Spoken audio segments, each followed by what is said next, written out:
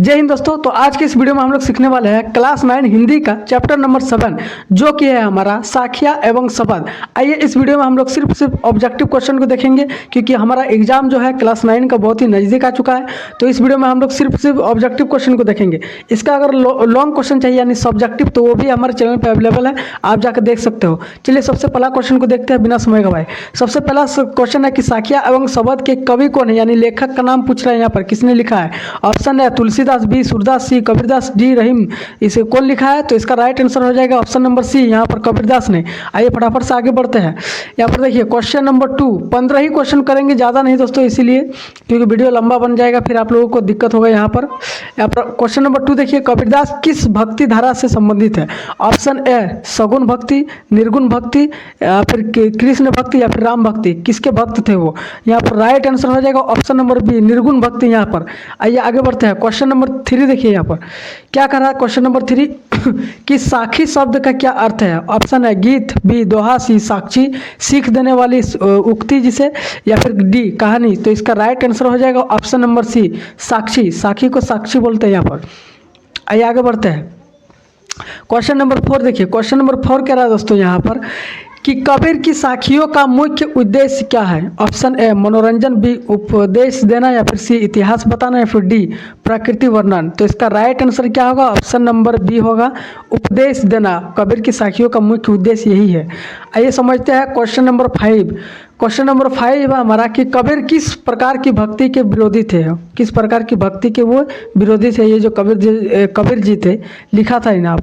यहाँ पर option number A सच्ची भक्ति, या फिर बी सरल, या फिर आडंबर पूर्ण भक्ति, या फिर डी प्रेम भक्ति। तो इसका राइट आंसर हो जाएगा ऑप्शन नंबर सी, आडंबर पूर्ण भक्ति। इसके विरोध थे यहाँ पर। आइए समझते हैं क्वेश्चन नंबर 6। देखिए क्वेश्चन नंबर 6 कह रहा है कि कबीर के अनुसार ईश्वर कहाँ निवास करता है। ये जो कबीर दास है यहाँ पर, उनके अनुसार ईश्वर यानी भगवान कहाँ निवास करता है, उसका घर कहाँ है। ऑप्शन ए मंदिर में, या फिर बी मस्जिद में, या फिर सी तीर्थ में, या फिर मन के भीतर। इसका राइट आंसर हो जाएगा दोस्तों ऑप्शन नंबर डी, यहाँ पर मन के भीतर।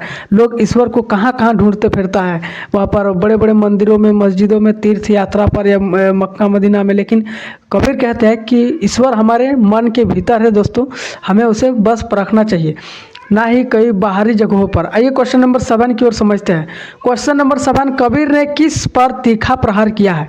किस पर तीखा प्रहार किया है। ऑप्शन है शिक्षा पर, बी जाति पाति पर, या फिर सी प्रकृति पर, या फिर धन पर। देखिए शिक्षा पर तो कोई प्रहार करेगा नहीं, और प्रकृति पर कोई करेगा नहीं, और धन पर भी नहीं करेगा। तो करेगा जाति पाति पर ही प्रहार करेगा, क्योंकि जात पात का समस्या बड़ी खतरनाक होता है जी। तो इसका राइट आंसर हो जाएगा ऑप्शन नंबर बी। यहाँ पर 8 नंबर बढ़ते हैं, यहाँ आगे बढ़ते हैं।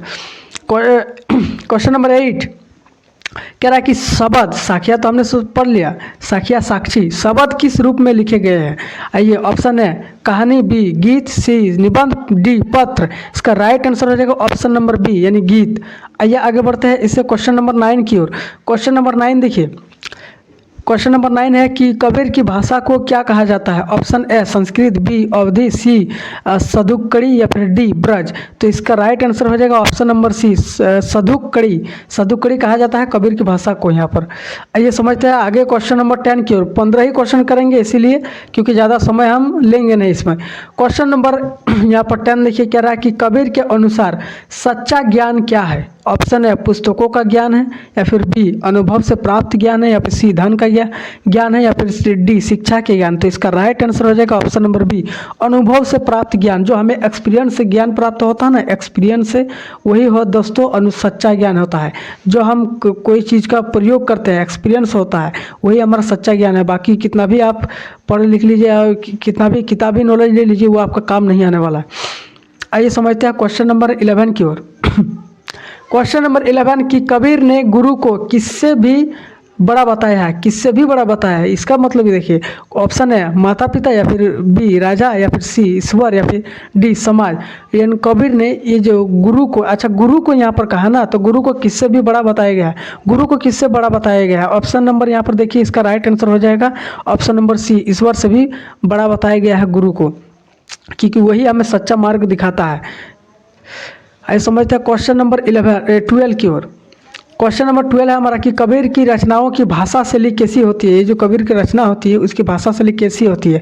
ऑप्शन है कठिन, बी सरल और प्रभावशाली, सी काव्यात्मक या फिर डी अलंकारिक। इसका राइट आंसर हो जाएगा ऑप्शन नंबर बी, सरल और प्रभावशाली होती है, ज़्यादा अट्रैक्शन होता है इस पर, रचना पर इनकी, कबीर जी की। आइए समझते हैं आगे क्वेश्चन नंबर 13 की ओर। कबीर की सामाजिक बुराई के घोर विरोधी थे। एक सामाजिक बुराई था उसके घोर विरोध थे, कौन यहाँ पर, तो कबीर। तो ऑप्शन ए गरीबी या फिर बी अशिक्षा, सी जातिवाद या फिर डी बेरोजगारी। तो इसका राइट आंसर हो जाएगा दोस्तों ऑप्शन नंबर यहाँ पर सी, जातिवाद के। वो बहुत ही ज़्यादा बुराई विरोधी थे, वहाँ पर विरोध करते थे जातिवाद को लेकर। बहुत ही ज़्यादा समाज में होता नहीं है कि तुम उच्च जाति के हो, नीच जाति के, और दूसरे जाति को नीचा दिखाने लगता है। क्वेश्चन नंबर 14 देखिए यहाँ पर कि कबीर के काव्य का मुख्य भाव क्या है। ऑप्शन है श्रृंगार, बी वीर या फिर सी भक्ति और ज्ञान या फिर डी हास्य। इसका राइट आंसर क्या होगा, राइट आंसर होगा ऑप्शन नंबर सी, भक्ति और ज्ञान। देखिए यही क्वेश्चन अगर आप 15 ही कर लेते हो ना तो काफ़ी है कि इसमें से कोई एक पूछेगा ही पूछेगा 100%। आगे बढ़ते हैं क्वेश्चन नंबर 15, लास्ट क्वेश्चन है हमारा, जरा ध्यान दीजिएगा। साखिया एवं शबद से क्या शिक्षा मिलती है। ये जो हमारा चैप्टर है साखिया एवं शबद, इससे हमें क्या सीख मिलती है, क्या सीख लेना चाहिए। ऑप्शन है बाहरी आडंबर जरूरी है या फिर बी सच्ची भक्ति का मन से होता है या फिर सी धन सबसे बड़ा है या फिर तीर्थ यात्रा जरूरी है। इससे हमें क्या समझ में आया, क्या है इसका, तो इसका राइट आंसर हो जाएगा दोस्तों ऑप्शन नंबर बी, सच्ची भक्ति मन से होती है, ना कि दिखावा से, पूजा पाठ करने से, ना कि मंदिर मस्जिद जाने से। सच्ची भक्ति मन से होती है एकदम दोस्तों।